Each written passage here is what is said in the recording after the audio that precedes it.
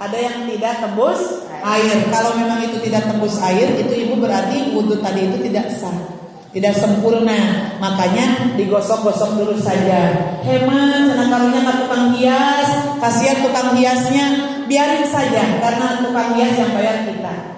Ya bu.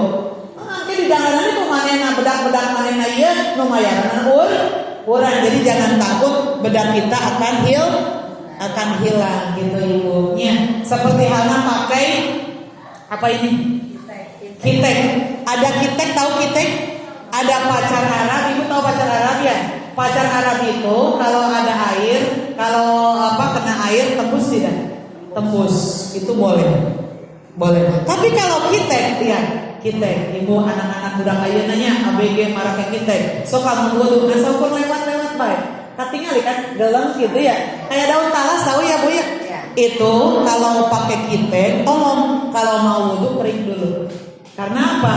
Karena ini kuku kita, baik kuku jempol kaki ataupun kuku yang ada di jari tangan, itu termasuk salah satu anggota wudhu, sehingga tidak sah wudhunya kalau salah satu anggota tubuh kita, anggota wudhu kita itu ada yang tidak terbasuh dengan air wudhu.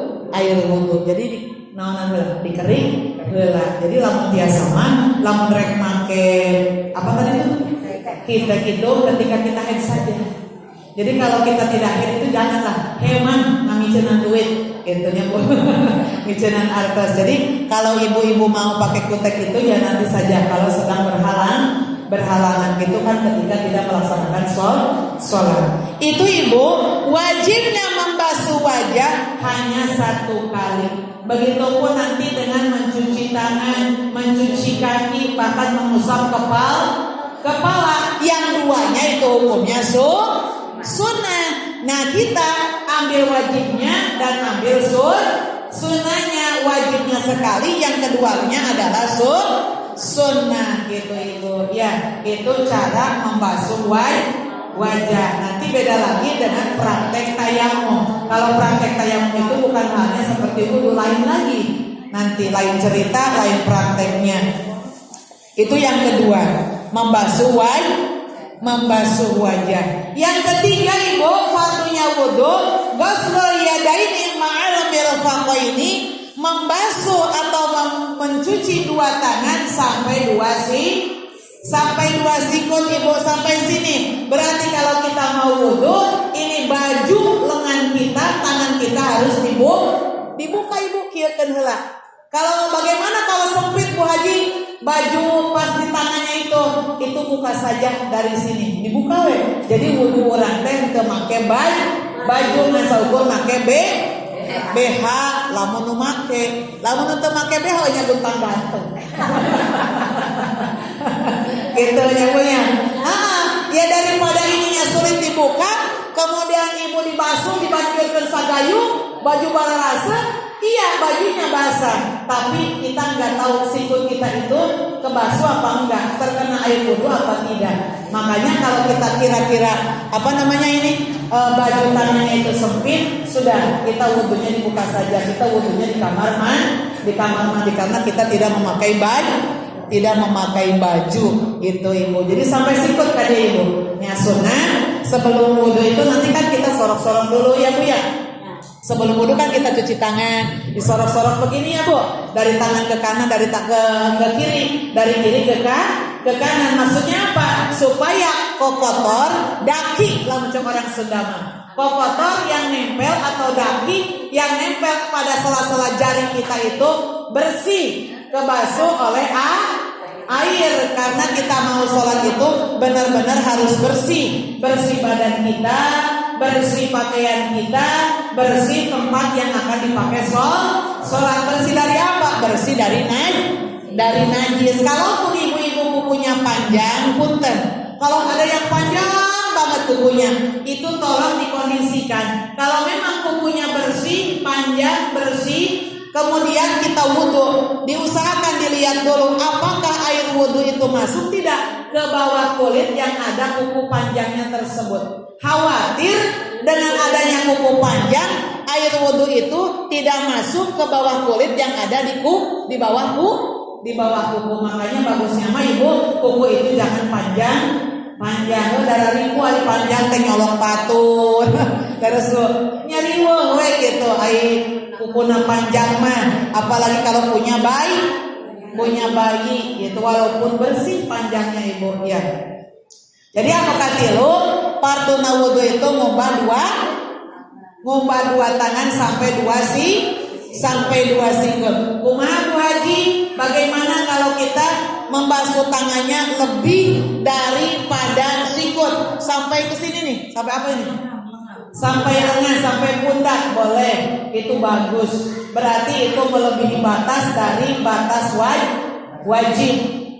Ada keterangan baginda Rasulullah SAW, barang siapa yang wudu melebihi dari batas tangannya, melebihi dari batas kaki, batas wajib kakinya, itu ibu nanti di alam mahsyar mereka yang wudunya dalam keadaan sempurna akan seperti halnya cahaya yang bersinar, moncorong karena sering wudu gitu, sering wudu. Tapi tolong ibu kalau wudu jangan sampai menghambur-hamburkan air karena termasuk tabzir, mubazir, hukumnya makruh seperlunya saja. Abong-abong tukang isi ulang, cai ngayapak, abong-abong deket gunung, deket mata air, sumber mata air, sekali wudu teh meni tilu ember.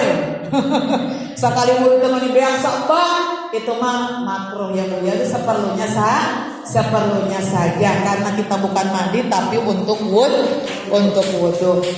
Yang keempat ibu, arabi'u masu syai'in minar ra'si. Yang keempat, fardunya wudu adalah mengusap kepala. Suka ada yang bilang yang keempat, fardunya wudu itu membasuh rambut yang ada di kepala. Betul apa tidak? Betul.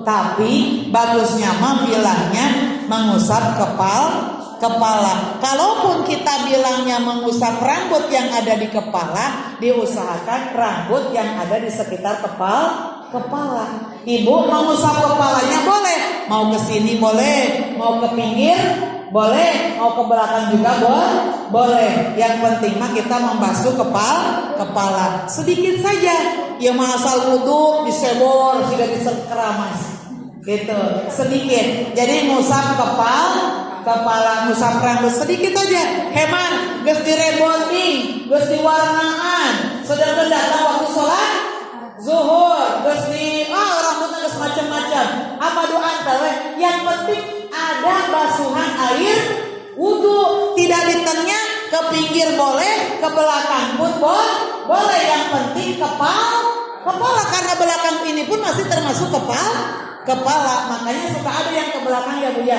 Itu boleh, yang penting itu kepala bukan ini. Kalau ini apa namanya? Tengkuk ya. Lamun cek orang Nanggerang mah cek orang Sunda mah naon sih Yati? Beheung. Naon sih? Punduk ini nih. Apa namanya? Iya gitu ya.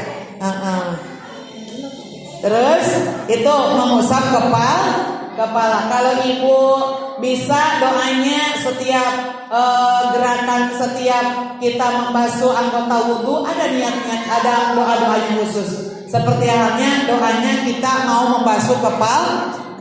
Allahumma harim syari wa basyari ala nari wa azilni tahta arsyika yauma la zillu illa zillu. Itu doanya. Kalaupun tidak bisa, tidak hafal, tidak apa-apa. Karena itu hukumnya sunnah. Yang penting mah sempurna membasuh wajah, sempurna mencuci dua tangan sampai sikut dan mengusap kepala, juga membasuh kaki sampai dua tumit, dan tadi niatnya yang benar. Gitu. Adapun bacaan doa yang tadi mau hukumnya sunnah, gitu. Hukumnya sunnah. Kemudian apalagi Ibu? Yang kelima fardunya wudu adalah al-khamisu ghuslur rijlaini. Yang kelima adalah membasuh dua tangan, membasuh dua kaki, mencuci dua kaki ma'al ka'baini serta dua dua mata kaki ibu. Jadi yang kelima fardunya wudhu itu membasuh dua kaki sampai dua mata kaki. Berarti sampai sini saja ibu, sampai sini. Kalau kata orang Sunda mah mumuncangan, dua mata kaki teh mumuncangan. Di Parapatan aya mumuncangan apa? Dua tumit ya bu ya, dua mata kaki atau dua mata kaki atau dua tumit. Suka ada yang sampai betis atau sampai dua lutut, boleh, tidak apa-apa. Jangan lupa punten ibu, ketika kita membasuh kaki, tolong yang kaki kanan kita sorok-sorok pakai tangan kiri, bukan hanya disebot, bukan hanya dibersihkan, tapi ini sela-sela atau sela-sela jari kakinya kita sorok. Takutnya ada kotoran yang nempel antara sela-sela jari kaki. Kalau kita sorok-sorok, insya Allah itu akan bersih. Begitupun dengan kaki yang kanan, kita sorok-sorok dengan pakai tangan kiri. Ulah babarengan, sabab lamun babarengan kena labuh gitu. Apalagi kalau pakai keran kan ya bu ya. Kalau pakai keran kita berdiri, itu kan satu-satu. Kalau dua mah yang nggak bisa lah gitu. Jadi satu-satu itu. Jadi yang kelima membasuh dua kaki. Dan yang keenamnya adalah ibu asadisu atartibu, yaitu tertib ibu, tertib. Apa namanya tertib? Ya, berurutan, tersusun.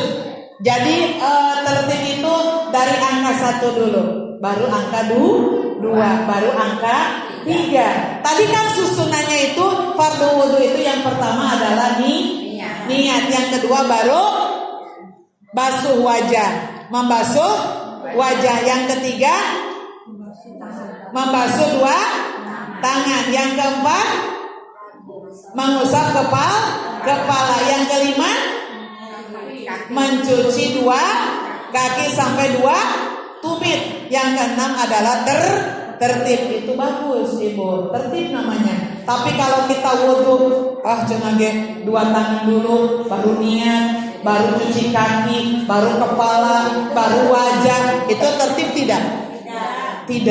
Sekolah pun kita tertib ya bu.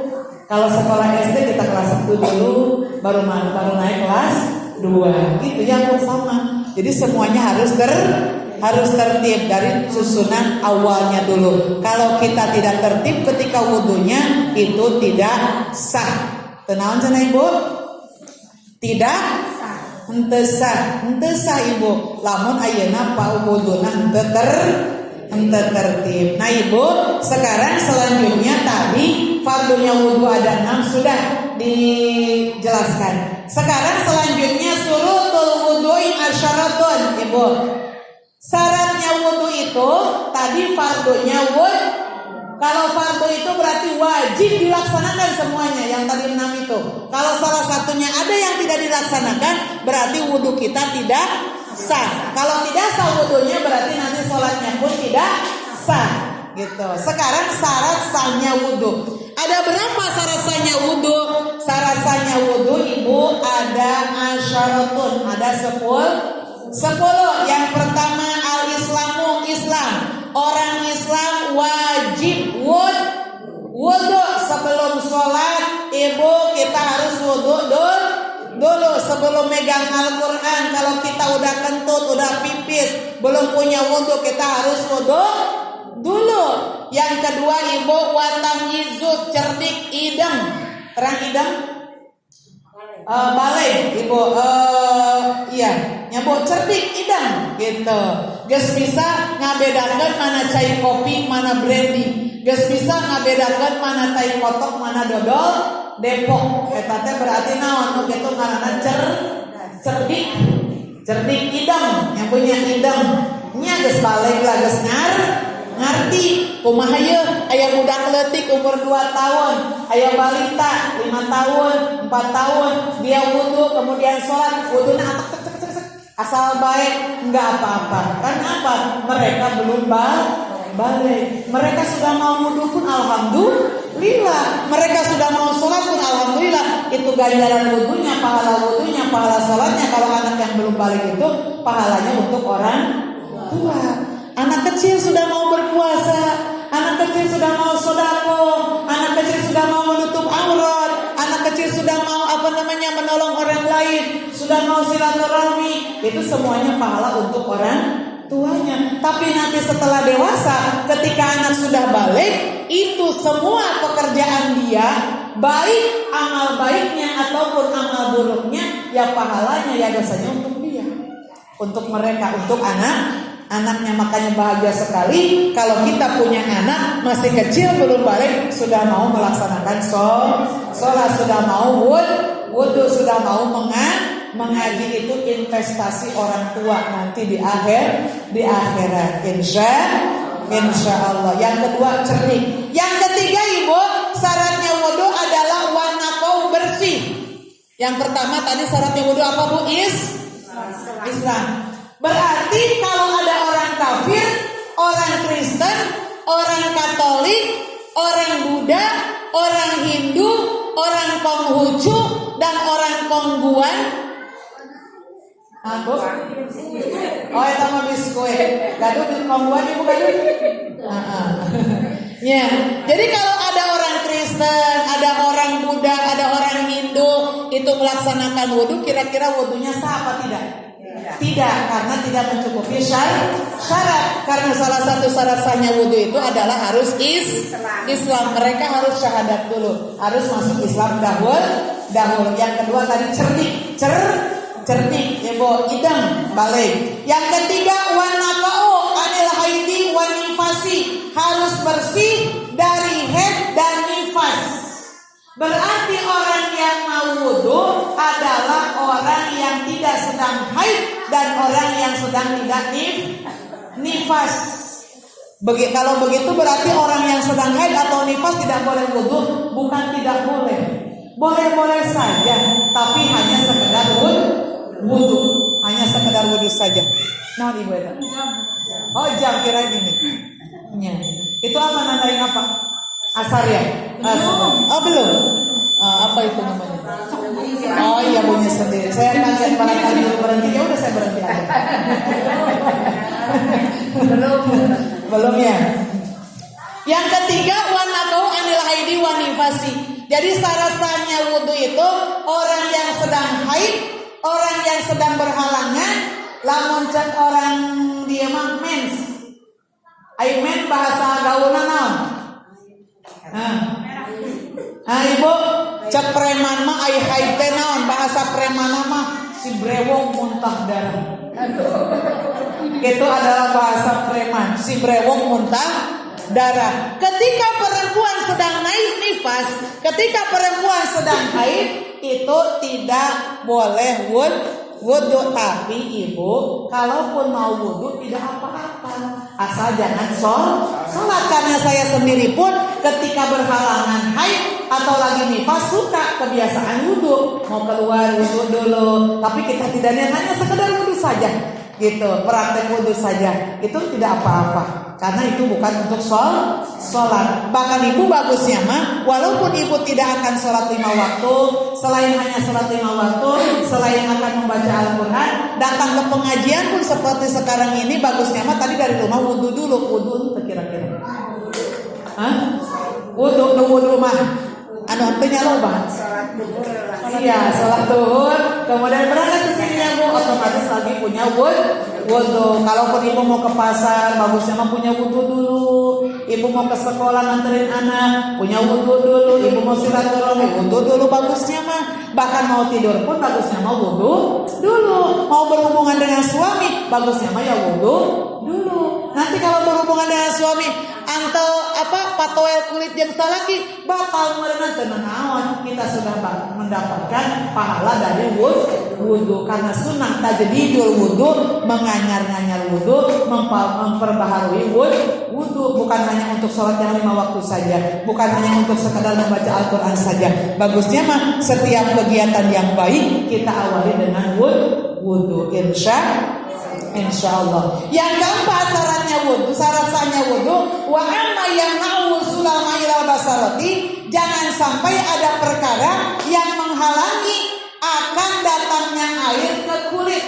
Jangan sampai kita wudu ada sesuatu yang menghalangi datangnya air ke kulit kita. Model tadi, hitek ibu. Eta kan ngahalangan datangnya air ke kulit karena terhalang oleh hitek, terhalang oleh kutek. Hitek apa kutek ngomongnya? Terus ngomong bela. Ayah berarti hitek, berarti kutek nyapunya. Itu teh jangan. Jadi dikerik dulu. Contohnya itu seperti halnya kitek ya Bu ya. Atau semacam apa Bu? Bensin, oli ya. Itu kadang-kadang kan suka ada saja ya. Susah. Itu jadi disikat dulu sebelum wudu ya. Supaya apa? Supaya nanti kita wudu benar-benar kulit air itu nyampe ke kulit kita gitu. Kenapa? Kalau ada luka. Lukanya di mana teh? Di tempat wudu. Itu ya, kalau itu hanya diperban, kalau diperban itu cukup diusap perbannya. Bagusnya mah ibu, kalau kita kalau ada luka, ya kan kita nggak tahu mau jatuh, kita nggak tahu apa ya. Bagusnya mah sebelum diperban itu kita wudu dulu. Bagusnya mah nanti kalau ada di anggota badan, kalau ada di anggota wudu ya, seperti tangan, seperti kaki atau wajah kan itu termasuk anggota wudu gitu. Nanti kalau sebelum diperban kita wudu dulu, nanti setelah diperban ketika akan melaksanakan sholat itu cukup yang diperbannya hanya diusap saja. Seperti ini yang diperban, ini kena air, yang ini mah hanya diusap saja gitu. Bagusnya mah seperti itu gitu. Kalau memang lukanya kata dokter boleh kena air, ya wudu saja Bu. Tapi kalau kata dokter jangan kena air, nanti takutnya tambah parah, jangan dulu, dipending dulu gitu. Kita nggak tahu ya, kan mau musibah mau apa, itu aja teh dihitung aja berapa kali kita sholat dalam keadaan wudu seperti itu, yang ada luka yang tidak boleh terkena air, atau tayamum saja biar nanti tidak diqadha sholatnya gitu. Yang selanjutnya ibu, yang kelima, wa alla yakuna 'alal udwi ma yughayyirul ma'a. Yang ke berapa tadi? Yang kelima, jangan sampai ada anggota badan kita sesuatu yang bisa merebahkan air. Contoh, sebelum kita wudu, bengkel ya, tukang bengkel, ngomean oli, ngomean minyak, perkara itu nyamunya. Sehingga kita mau wudu, sebelum wudu itu kita kesek-kesek dulu, kita sikat dulu. Ternyata setelah disikat pun masih ada, sampai kita wudu ngobong air itu, air yang tadinya jernih berubah jadi berminyak. Nah, jangan sampai begitu.